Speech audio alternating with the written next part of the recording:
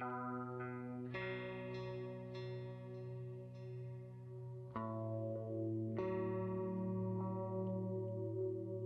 everyone, my name is Zach Sanford, and I am the lead on To Azimuth. We're currently running a Kickstarter for the game, and as of this video posting, we'll have about 5 days left. I actually apologize for the lateness in this video. We've been having some technical difficulties getting a good capture, and as it stands, the captures that we've been getting still aren't all that great. So if it's a little bit choppy, I apologize in advance.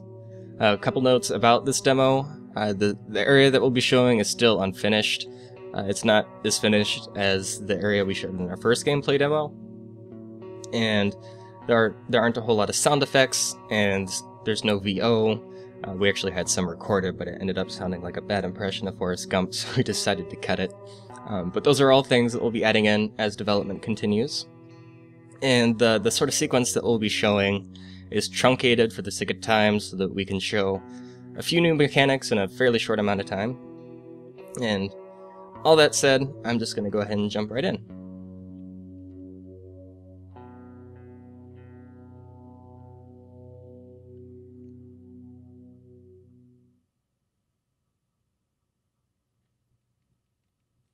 Okay, so if you've read the Kickstarter or our main website, or have watched the trailer or the other gameplay demo, you already know this, but this is Nate. He is looking for his brother Eli, who has mysteriously disappeared. The other playable character in the game is Susanna, his sister. In this particular instance, Nate has broken into a NASA office building because, according to somebody named Noah who works here, Eli had been spending a large amount of time on site in the past few weeks. I had a lot of people ask if you could run in the game, and obviously the answer is yes. You won't be spending the whole time walking slowly from place to place. And here you can see the sort of split screen investigation, sort of zoom that we'll be using.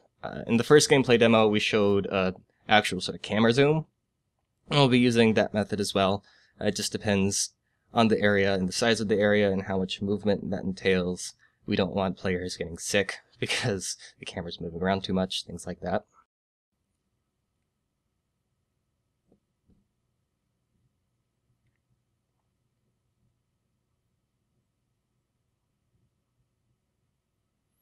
And there are all sorts of little things that you can sort of investigate closer. In this instance, you know that Noah is an engineer. So if you wanted to go to his office, you could go to the 3rd floor, which includes engineering. And then, as you could see in the previous thing we investigated, the visitor log, Eli's name was listed there, going to office 309. So based on both those things, we're just going to go ahead and go up to the 3rd floor.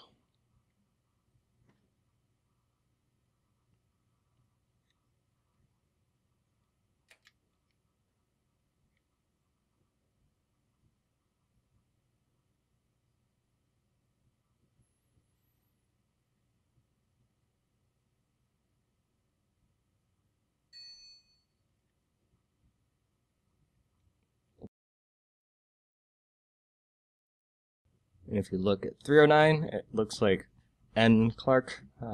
It'd be fair to assume that that's Noah.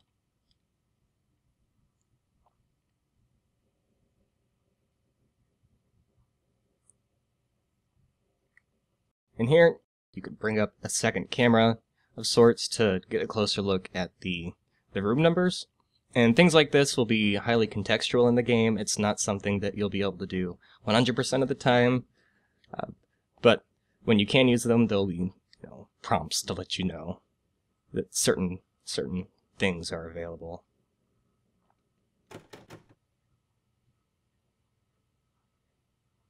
Alright, in the Kickstarter, we talk a little bit about decisions made outside of dialogue. And this is an example of one of those decisions. Here, obviously, you can kick the door in or find a key. And in this instance, if you kick the door in, maybe somebody will notice that you've been here. And that may not be something that you want to happen. For things like this, most of the consequences that we're thinking about will be mostly narrative focused. So instead of having a guard coming and chasing you down and having to have a stealth sequence or combat sequence, things like that, we're not interested in doing things like that. Instead, focusing mainly on narrative consequences for things that you do. But for the sake of time, we're just going to go ahead and kick the door in.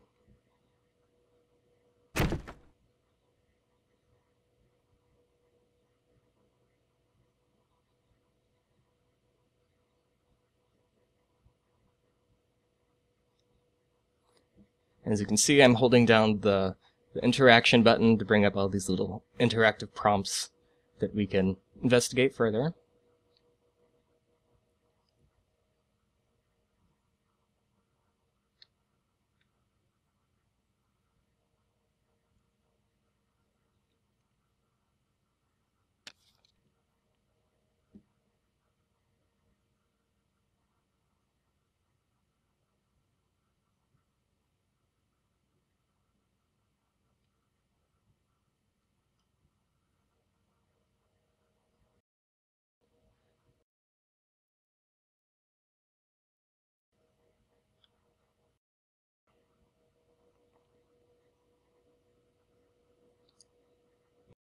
And so Nate just said that we should head back downstairs, so we could take the elevator back down, but it looks like on the left there may be a stairwell, so we'll head that way, see what's over there.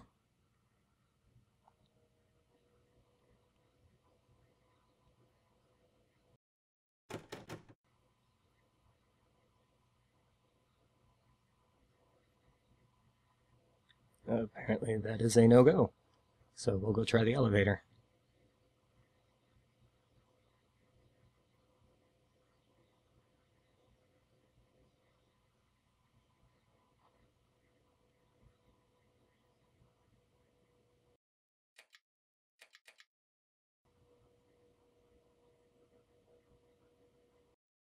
Obviously that doesn't work. So another elevator on the northeast side of the building, and if you look on the right there, there's a hallway that's illuminated, so we're just going to go ahead and head that way, go find the elevator.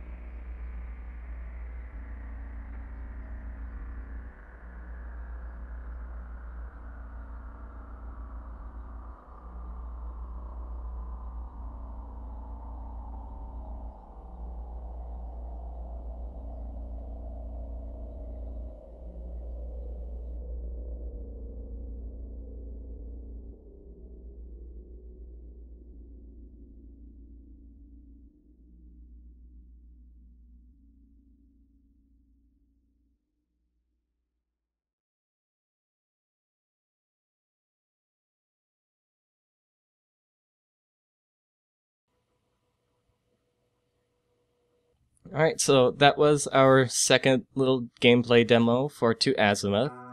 Like I said, we're near the end of our Kickstarter campaign, and as of this recording, we're still about 13,000 away from our goal, so we have a pretty steep climb to get to where we need to be to get it funded. So if the game sounds interesting to you, please check it out, help us out. If you can't, pledge anything, maybe just let other people know about it. We would seriously appreciate it. Running down to the wire here, and we honestly think that we can still make it. Thank you so much for watching.